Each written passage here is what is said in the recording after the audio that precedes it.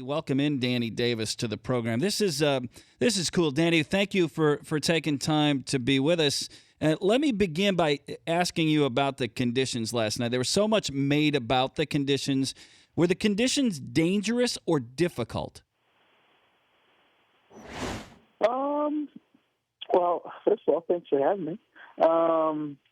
But conditions here in Sochi, it's been warm. That's always hard for the guys maintaining the pipe and building the pipe. They have to deal with a lot of moisture in the snow. The cats tend to kind of swim around in there a bit when it gets this warm. So I mean that's the weather hasn't been helping them out. But the pipe, the pipe wasn't great. You saw a lot of people fall. You saw, like, if you watched, I'm sure, people noticed the boards just bumping around in the flat bottom. I mean, you can really tell when you watch, and you'll be able to tell with the ladies tonight.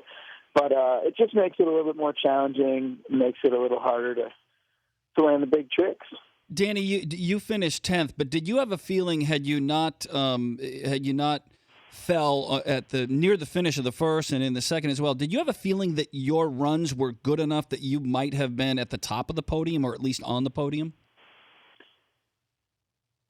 I hope so. I think my run is a bit different than a lot of those guys, and the judges tend to like that sometimes. So I think I would have landed on the podium. It's hard to say if I'd have been on top, but I really hope that run would have gotten me in there somewhere. But unfortunately, we will never know. We're talking with Danny Davis, U.S. Olympic snowboarder. You didn't get a chance to go 4 years ago. You had an ATV accident that caused you some serious injuries before Vancouver. How rewarding was it to get there, and then is there a letdown because you didn't do what you wanted to do and what you were capable of? Yeah, absolutely. I mean, it's it was cool to experience the Olympics coming here, and like you said, I missed it in 2010, and so it was a great experience. And it's always a bummer to go to a contest and not land your two finals runs. Like I heard Sean say as well. It really does. If you land your run and you don't win, that's one thing because you did your best, you put it down, and you didn't win. But it's just frustrating when you don't. You don't land either of your runs. Danny, did you talk to Sean after you guys finished last night? Oh man, no, I didn't. It was hectic with media and all that good stuff. So I actually haven't seen him since. He's obviously drawn a fair amount of criticism here in the States for not finishing on the podium. Is that fair to Sean? Is it fair to you? You're being criticized too on the falls. I mean, you just won at the Winter X, the Super Pipe a little bit ago. Is the criticism fair? I mean, yeah, everybody had the same half fight. The guys who rode best were on the podium. And, so, yeah, I mean, the conditions were tough. Say what you will about conditions and all that, but we all had the same half fight to deal with. So the guys who rode best were on top. And, I think Sean, obviously, he gets a little bit more criticism than others because he's just a famous guy, and I guess, that's what you get for being famous. Talking with Danny Davis, U.S. Olympic snowboarder. Why don't other snowboarders like Sean? What's the jumping off point? I think there's probably a bit of maybe some jealousy for some of the riders. Maybe it's he's so darn good, so that they want to be as good. I don't know, but I think a lot of people just it's just different. Like myself, I ride with a lot of my friends. When we learn tricks, we're learning tricks with a big group of us. And Sean kind of does everything on his own and builds his own private pipes, and he's just he's kind of an independent shredder, and that's fine. That's his way of going about it. That's the way he learns tricks, and some of us are a little different. And but I think it's a bit misconceived of how people see him in our industry, because a lot of people think that he's just crazy talented, and they really respect what he does. And he's just on a whole other level than some of us when it comes to fame and all that. And it unfortunately, we don't get to hang with him much. And it's not that people hate him by any means. We just don't.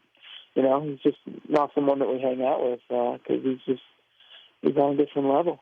Danny, we're talking with Danny Davis. So when you're on the mountain, and let's just say you're riding, you're not in the half pipe. Are you recognized? Do people know it's you when you're all geared up and on the mountain?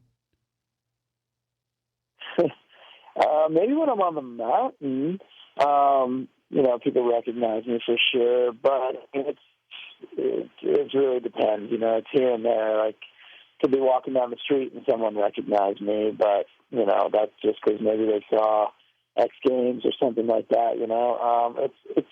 It's certainly not a bother by any means. I think for Sean, he strolls down the street and it's probably tough for him to walk from A to B. But when I'm on the mountain, I get a lot of fans that come up and they'd like to take runs, and some people I'll take a run with them or chairlift ride or whatever. So one of the Danettes or myself wanted to get a lesson on the mountain. How much does an hour cost with you for a lesson? Well, we can arrange that, man. What if we got you free beer, bought you dinner? Yeah, there you go. Just find me a couple, nice dinner, maybe beer at the end, and we'll call it even. All right, so we're in. We'll set that up when you get back stateside. Last question before we let you go: are you done? I mean, the Olympics come around 4 years again from now. Are you all ready? Is that in your mindset to go to South Korea? Not really. I mean, we got 4 years in between now and then. I got the U.S. Open coming up at the beginning of March. So I'll be looking forward to doing that. And then we got the rest of our snowboard season here we got filming, photo shoots, all kinds of fun stuff. So I'm looking forward to that stuff and living a little bit more in the present. And then when it comes along to think about qualifying for Korea, then I'll tackle that when it comes along. But for now, I'm excited to have finish the rest of what's been a great season. So it is not an Olympic retirement. No. I mean, I don't know. There's the Olympics is something that comes along once every 4 years, and it seems that people all of a sudden are into snowboarding when the Olympics rolls around. So that's cool. And would I like to be a part of this thing again? We'll see how I feel when it comes along in 4 years. But certainly no type of retirement. I am a snowboarder, and I hope to do it for many, many years. Danny, hey, thanks for spending a little time with us. Thanks for calling in. Hey, no worries. Thank you for having me. Danny Davis,